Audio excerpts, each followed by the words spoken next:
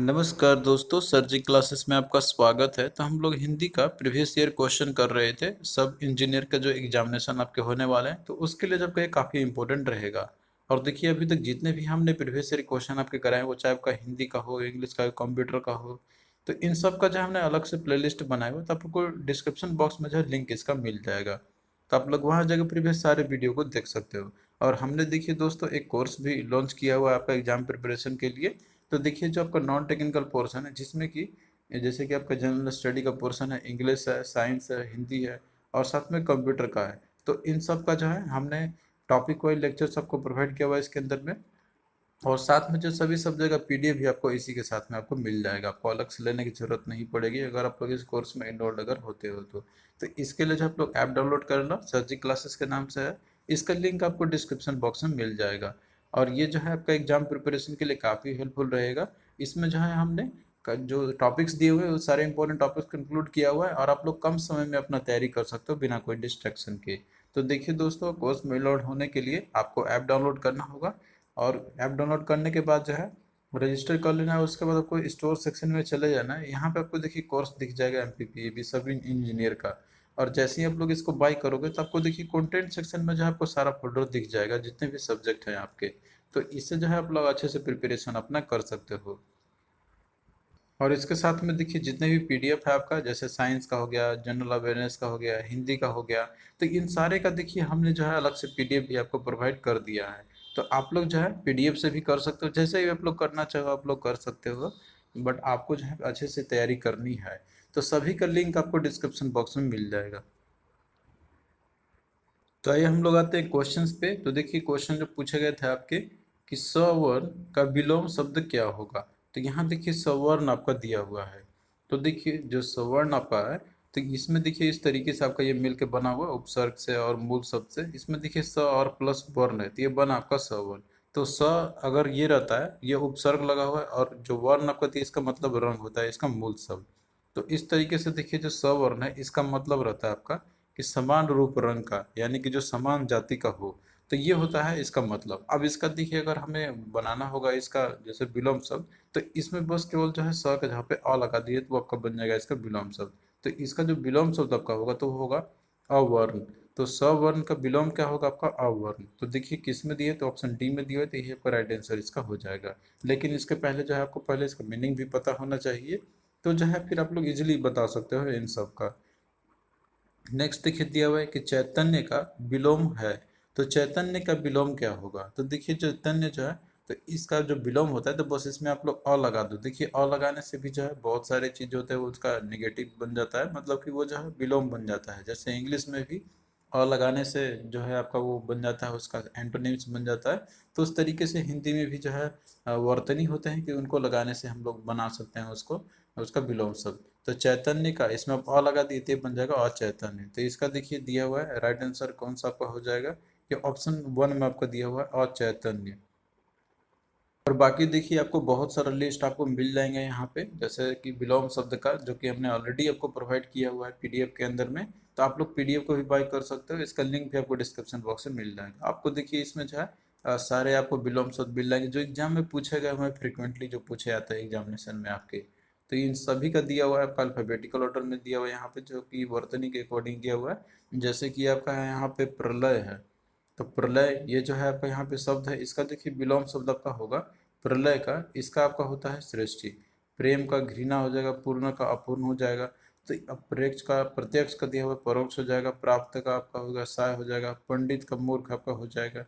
तो ये सारा जो है आपको दिया हुआ है इन सभी में। तो आप लोग जो है इन सबको याद कर लेना, आपको देखिए इन्हीं में सही आपको देखने को मिल जाएंगे। पूरा आपको कंप्लीट लिस्ट जो है मिल जाएंगे इसके अंदर में। आप लोग अगर इतना भी कर लेते हो तो क्वेश्चन देखिए आपका छूटेगा नहीं एग्जामिनेशन में। तो देखिए जो क्वेश्चन आप और पूछे गए थे इसी से ही रिलेटेड, कि घर का विलोम है।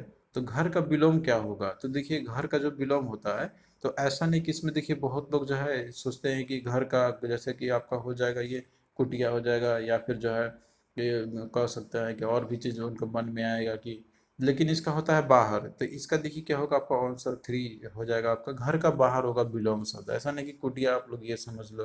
तो ये जो है आपका गलत होता है, घर का एग्जैक्ट विलोम होता है बाहर। नेक्स्ट देखिए, आधार का विलोम है। तो आधार का विलोम आपको बताना है। तो देखिए यहाँ पे आधार जो है तो इसका मतलब होता है आपका, इसका शाब्दिक अर्थ होता है यानी कि जो मूल शब्द की बात करते हैं तो जिस पर कोई वस्तु या विचार आधारित होती है, अर्थात उस पे कोई मतलब सहारा का नींव जो रखी होती है, तो इसका होगा आपका विलोम शब्द निराधार। तो इसमें देखिए 2 में आपका इसका राइट आंसर दिया हुआ है, मतलब निराधार जो इसका विलोम शब्द आपका होगा, तो ये जो है राइट आंसर 2 हो जाएगा। नेक्स्ट देखिए क्वेश्चन आपका यहाँ पर कि शांत शब्द का विलोम होगा, तो शांत शब्द का आपको विलोम बतानी है।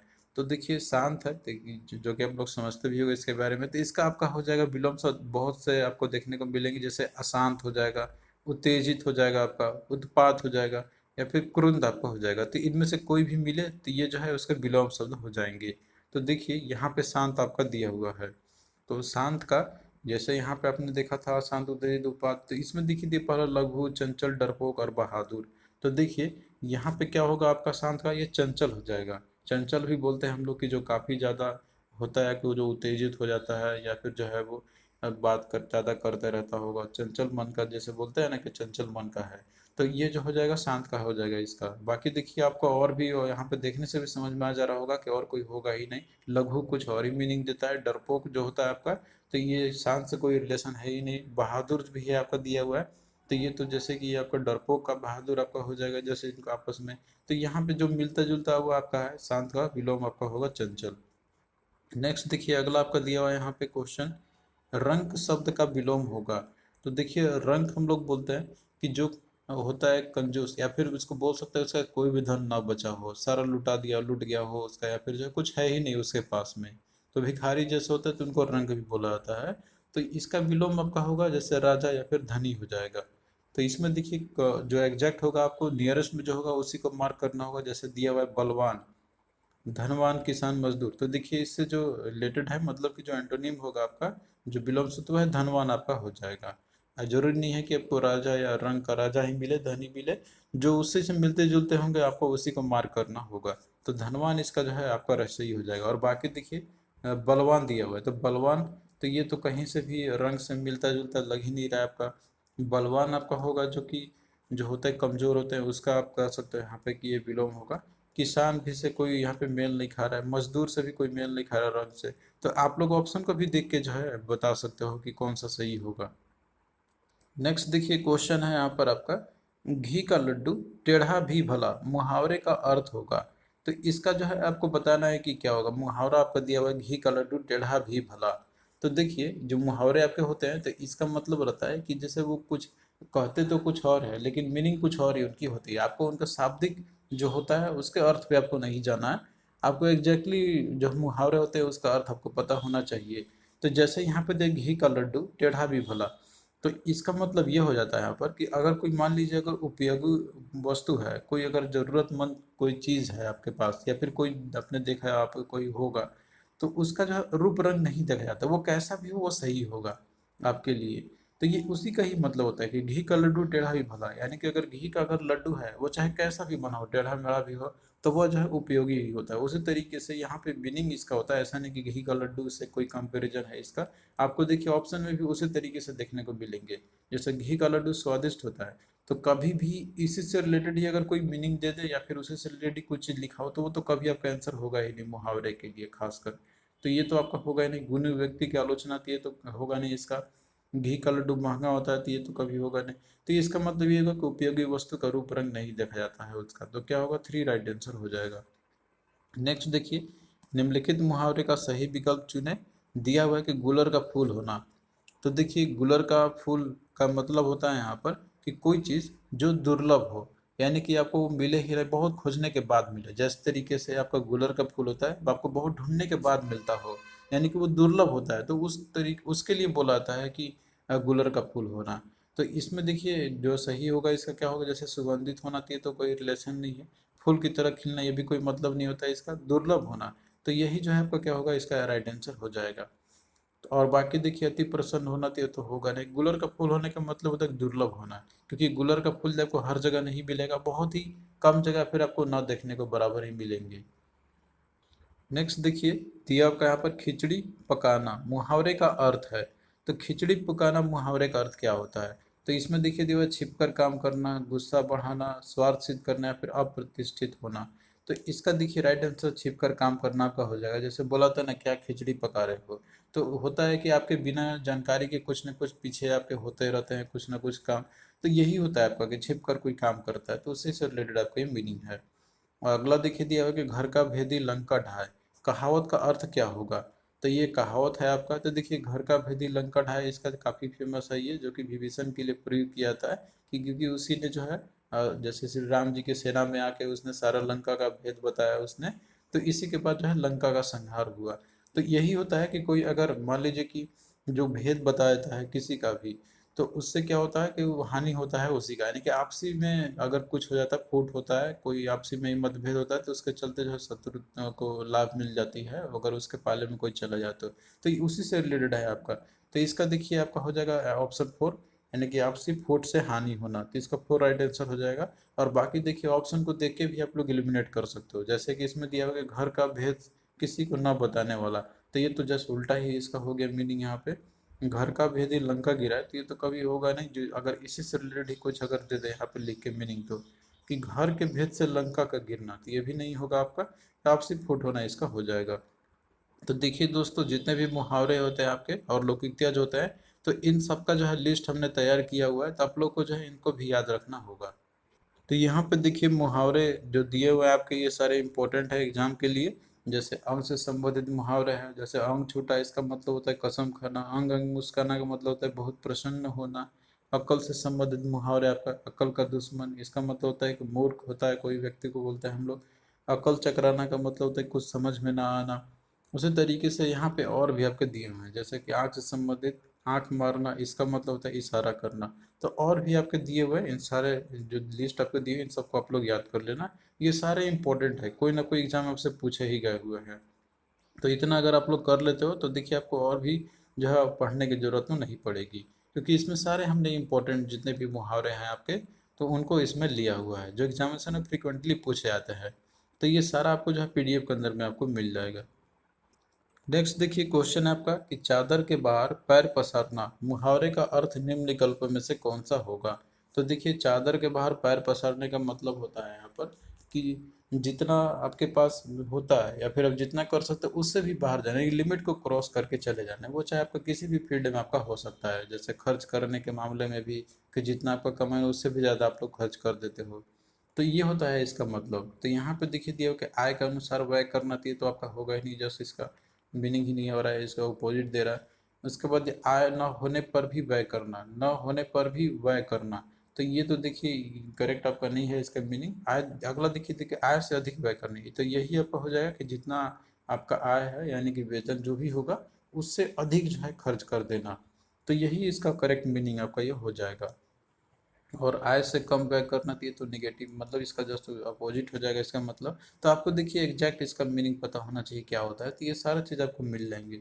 अगला देखिए दिया हुआ कि अंगारों पर पाँव रखना, मुहावरे का अर्थ निम्न विकल्पों में से कौन सा है।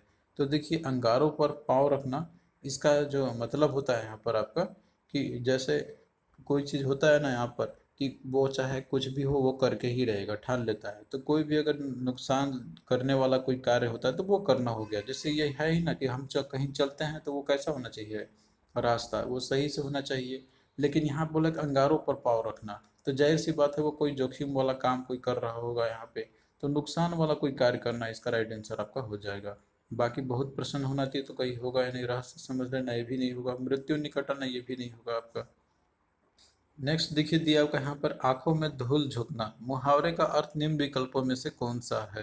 तो देखिए आंखों में धूल झोंकना, ये काफी फेमस भी है, आप लोग बहुत बार सुने भी होंगे। इसका मतलब होता है कि धोखा देना किसी को। तो इसका जो है ऑप्शन 3 राइट आंसर हो जाएगा। तो आंखों में धूल झोंकने का मतलब ये नहीं कि आंख में कोई धूल झोंक देता है, इसका मतलब होता है कि धोखा देना। अगला देखिए दिया हुआ अंतिम सांस लेना, मुहावरे का अर्थ निम्न विकल्पों में से कौन सा है। तो देखिए जो अंतिम सांस लेना जो होता है अर्थात इसका मतलब होता है कि वो मृत्यु के निकट है अपना। तो इसका देखिए क्या होगा आपका यहाँ पर, जैसे इसका जो है ऑप्शन 4 राइट आंसर मृत्यु निकट आना इसका हो जाएगा।